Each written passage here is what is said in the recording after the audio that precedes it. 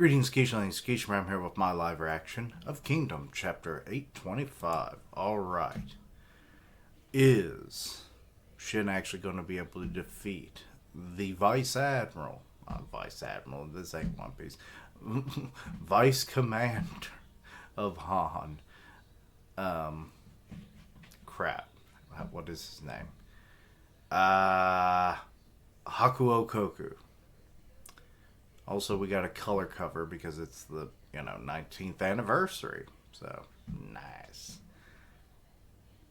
BC, Conquest of Han. Wait, it happens here. The endless journey towards peace. Aw. We get to see our lovely couple riding horses into battle. Wait, what? That's actually not the title. I'm very confused now. Nanyo's stones. Who's Nanyo? Okay, Shin getting roughed up. Let's be honest. Both of them should have concussions, and Shin probably has internal damage in his torso. So, probably at least one organ has burst.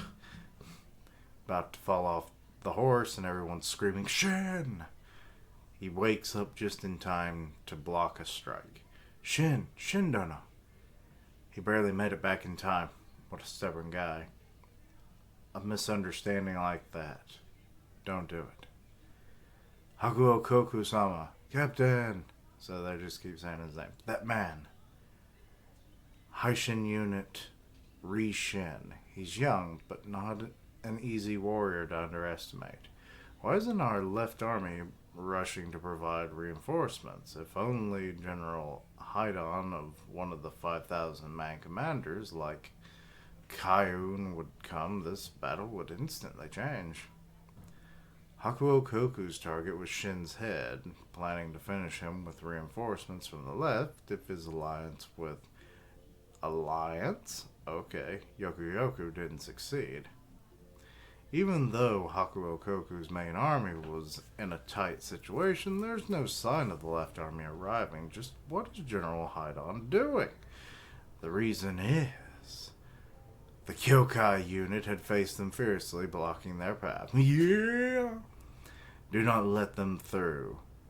Sun unit, support Goai unit. Goai unit? I don't know. The Sano unit is weakening. Send 50 infantrymen. Yes, ma'am. So she's dealing out orders and dealing out death. That's our girl. Kyokai-sama, you're overexerting. Or overextending, sorry. Leave this to us. However, the Kyokai army was also engaged in a precarious battle, always on the verge of collapse. The spirit, do something with your spirit, With Kyokai-sama, what are you doing? We're going to help Haku'ou Koku. We're going out, follow me. Haidon-sama is coming out. Aww. He's coming out, guys. We should praise him for that. That's a hard thing to do. Anyway. Oh, Lord. Phrasing was not this translation's strong suit. Reinforcements? No. It's the enemy's main army. This is bad. There are a huge number of them. Urgent report. At Taiden's place, the enemy's general main force. If they clash, Taiden's unit will be annihilated. I'll go. We'll take General Haidon's head. Kind of weird how they've changed up the name of the spelling of his name. Haydn's head and stop the enemy's advance. That's riskless. Or reckless. Riskless? No. I don't even know why I thought that said that. The enemy's main base numbers in 10,000s. Main army. God, I can't read. We only have about 1,000 here. Targeting just one enemy general is enough, but still, call Ray as well. Let's go, Nine-chan. Gladly. Who? Okay, so now we're back at the headquarters. The battlefield of the right side. Kyokai's army is intense. They're holding back the large army force on the right by themselves. But is Kyokai alright? Not just the right side, but the main forces like Shujin and Dinyuran. Yeah, it seemed like it was part of his name, to the captain. So the remaining infantry of Ryushin, or Sen, and then Ryu and Deputy Sosui's units are struggling hard. Indeed, they are. And then frickin' Bihei over here, like, ah! But anyway, Karyuten, the situation is this intense so early on. We orchestrated it to turn out this way for an early resolution in a scene that's unfolding quickly as planned, but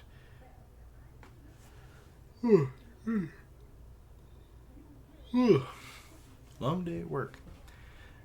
Now will it be fortune or disaster, Captain? But every area truly is at its limit. Infantry, hold on! Cavalry, too. Sosui-sama.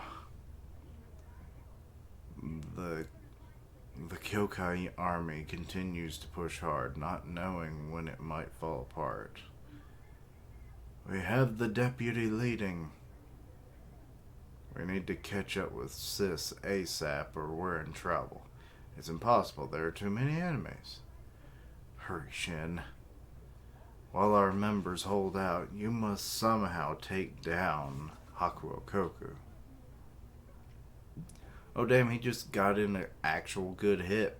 Another concussive blast. Haku'ou-sama. Oh, he actually stopped himself by impaling his blade. Oh wait, nope, that's not the blade end. Never mind. Haku'ou is persistent too. The people of Han won't become kin slaves. I refuse to let it happen. That's right, we cannot afford to lose. So that's rallying his men. That's not a good thing.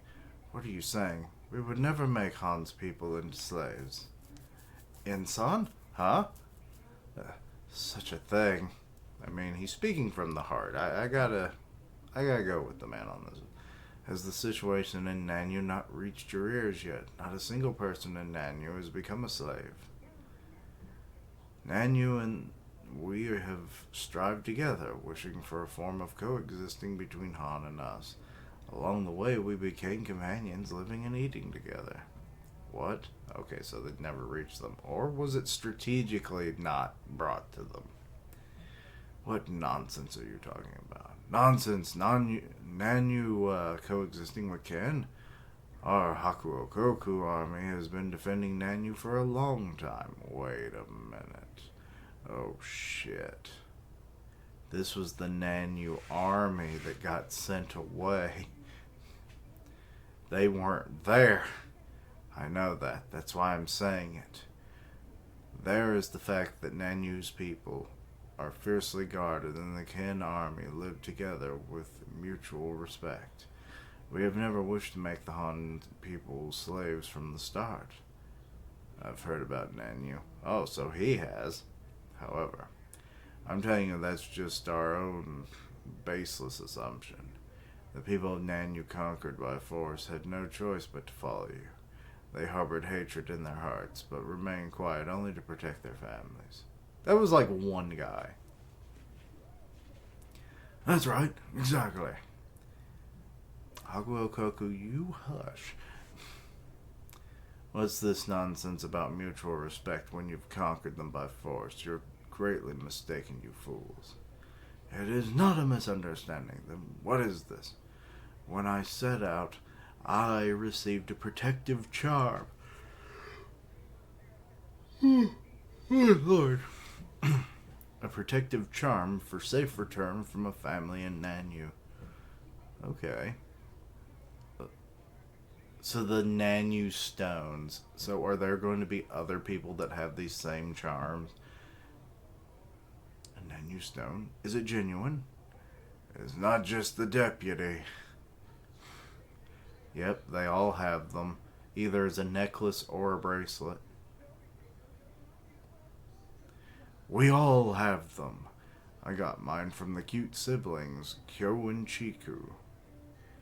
Mine's from an elder named Koyu, who made it with eyes that can hardly see. I got mine from a beautiful lady named Jose. But she's really just a horse. Anyway, or just a whore. Even though she lost her father in the battle, So, impossible. That's impossible. Don't be ridiculous. So you're saying Nanyu's better off being occupied by you? I'm not saying that. So now Shin's getting an edgewise word. Bah. I butchered that completely. But I think you know what I mean. Anyway, the people of Nanyu didn't wish to be occupied by the Ken army. For the residents, it would have been better if they had never entered in Nanyu state as it was. Shin? And dang this, Sean. Shindono? All I'm saying is the Danyu hasn't become the place you're describing, Haku'ou. In the end, the Ken army are invaders. But that's to end this long era of turmoil. At least the King of Ken believes he can end it. Say believes so firmly in that I carried his hopes into this battle, if that's the case. Just as you carry the hopes of the Han people and turn them into strength, I am carrying the hopes of all the people in China to convert them into power. Haku'ou. The height of arrogance Kin General reshed. So they clash yet again. That's true. I know that without being told. Beer. So Bihei is part horse. There's no settling this by talking. Of course. That's why this is, battle to the death, a battlefield. Oh my god. For a minute there I thought Shin had been cut through. But no, that's his own blade. Oh lord, no. Okay, so that's the end of that one. Okay. Essentially carrying the wills of those, be it the ambitions of King Issei, which, makes sense. Shin would obviously want that. He's believed in Issei for years at this point, in the dream of uniting all of China under one banner and one people. But then you've also got Han's desire to remain an entity, completely separate from Ken in the unification of China. So it's like both are very powerful motivators. So it's like the fact that both vice commanders have equally great driving forces behind them, what adds extra weight to their glaives. It all comes down to whose conviction is stronger and who can hold out longer in this battle. I mean, it being a one-on-one is already interesting that it's lasted as long as it had. Considering, they've been having a little bit of interference from the outside, but, with Tan showing up and keeping, some of the rabble out, it's really accelerated this fight. But both combatants look like they're getting close to the end. So I imagine in the next chapter or two, we're going to see the end of this. And then while all that's happening,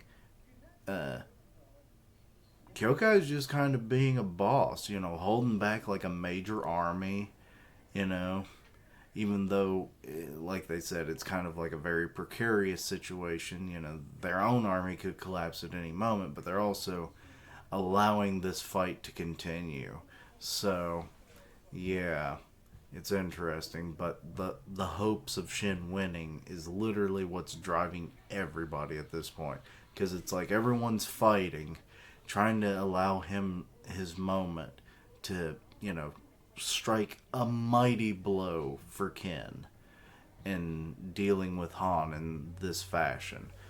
But I'll say it's probably not going to last much longer. Like I said, a chapter or two more, and then we'll have to see. Because then that'll be the end of the Vice Commander fight. But Toe is still out there. It's time for Toe to stand on the big stage now and see what he can do. But yeah. Anyway, let me know your own thoughts and opinions. Anything I misunderstood, please let me know down below. Links down below for all my socials. I'm part of the One Punch Man podcast on Grim Reaper's channel, so go check that out.